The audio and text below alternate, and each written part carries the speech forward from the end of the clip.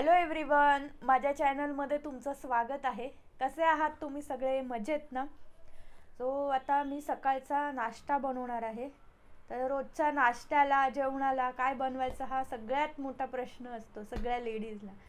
खरं आहे ना? कमेंट करून नक्की सांगा। आणि आज मी बनवणार आहे गव्हाच्या पिठाचा डोसा। आणि मी पियानो शिकते, तर मी तुम्हाला रेसिपी दाखवल्यानंतर एक पियानोवरती मी जे सॉन्ग ट्राय केलं आहे ते मी प्ले करून दाखवणार आहे।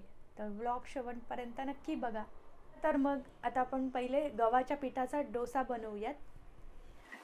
पहिले एका भांड्यामध्ये 1 कप गव्हाचं पीठ घ्यायचं, त्यात चवीप्रमाणे मीठ घालायचं, नंतर त्यात थोडं थोडं पाणी घालून सर्व व्यवस्थित मिक्स करून घ्यायचं।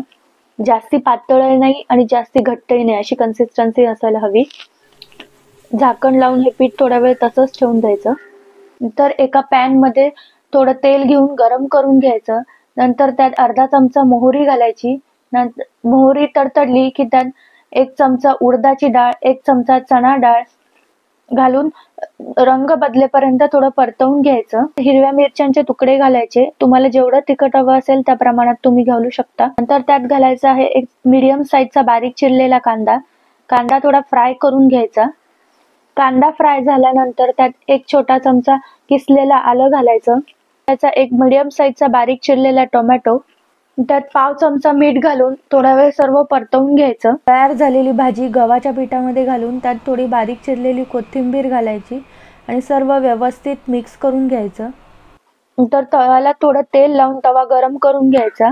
नंतर तव्यावरती बॅटर घालून आपण जसा डोसा पसरवतो तसं पसरवून घ्यायचं आहे आणि डोसा दोन्ही साइडने भाजून घ्यायचा। तर आपला हा गव्हाच्या पिठाचा डोसा तयार झालेला आहे। माझा आता नाश्ता झालेला आहे आणि डोसा खूप टेस्टी लागतो। नक्की एकदा करून बघा।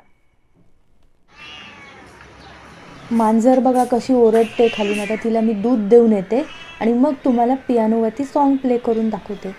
मी आता पियानोवरती तुम्हाला पापा कहते सॉन्ग प्ले करून दाखवणार आहे।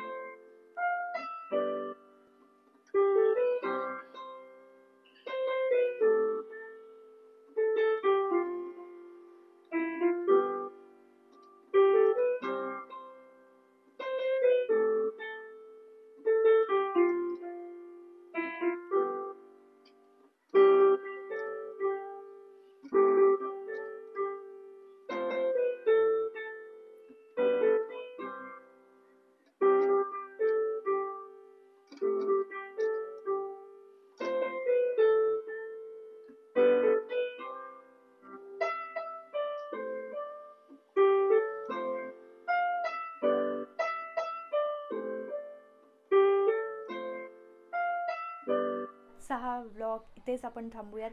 भेटूयात पुढच्या व्लॉगमध्ये। आजचा व्लॉग तुम्हाला कसा वाटला मला नक्की कमेंट करून सांगा। आणि चॅनलला जर सबस्क्राईब केलं नसेल तर प्लीज सबस्क्राईब करा आणि व्हिडिओला लाईक आणि शेअर करा। बाय।